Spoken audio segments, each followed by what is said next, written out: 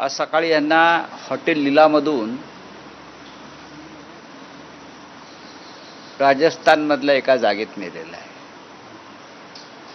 का त्यांना असं पळवतात? एवढे ते सुरक्षित आहेत, त्यांचे वैचारिक त्यांची लढाई आहे वगैरे, मग लपून का राहत आहेत? आणि काल रात्री दिल्लीतून दुसऱ्या ठिकाणी जाण्याआधी आणखीन 10 कोटी रुपये दिले. म्हणजे आतापर्यंत त्यांना 25 कोटी रुपये मिळाले. काल रात्री त्यांना 10 कोटी रुपये दिले आणि त्यांना राजस्थानमधल्या एका जागेत हलवलंय, सुरक्षित हलवलंय. कोणापासून भीती आहे? आताच मी त्या कोणते तुमचे एक मंत्री आहेत, लोक त्यांना बायले म्हणतात, गिरीश महाजन, हे काय राडे करणार, हे काय राडे करणार असं गिरीश महाजन म्हणतायत. मग लपवताय कशाला? गद्दारांशी नाही राडे करायचे तर कोणाशी करायचे?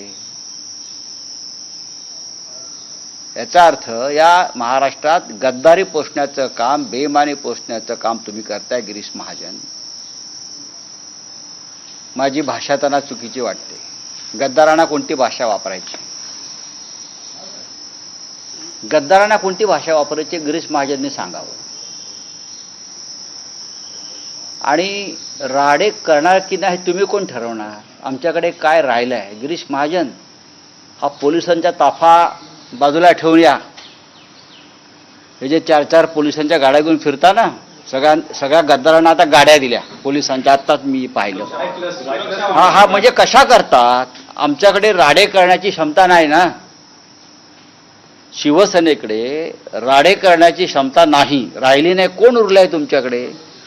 मग त्यांना Y+ सिक्युरिटी, CRPFची सिक्युरिटी, घरावर सिक्युरिटी, जिथे जिथे त्यांच्या प्रॉपर्टी आहेत तिकडे सिक्युरिटी.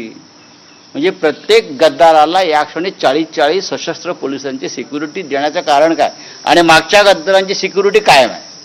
आणि त्या सिक्युरिटीमध्ये राहून ते आम्हाला विचारतात, यांच्याकडे राडे करण्यासारखं काय आहे? सिक्युरिटी काढा, तुमच्या अंगावरती चिंधी राहणार नाही. सिक्युरिटी काढा. ही पोलिसांचं कवचकुंडल आहेत ना सरकारची, ती काढा. स्वतः तुमचा जो बॉस आहे एकनाथ शिंदे, बरं का, तो 50 गाड्यांचा बॉडीगार्डचा ताफा घेऊन फिरतो. कोणापासून भीती आहे? कोणापासून? त्यांचे जे चिरंजीव आहेत त्यांची सुरक्षा व्यवस्था. मला त्यात पडायचं नाही आहे.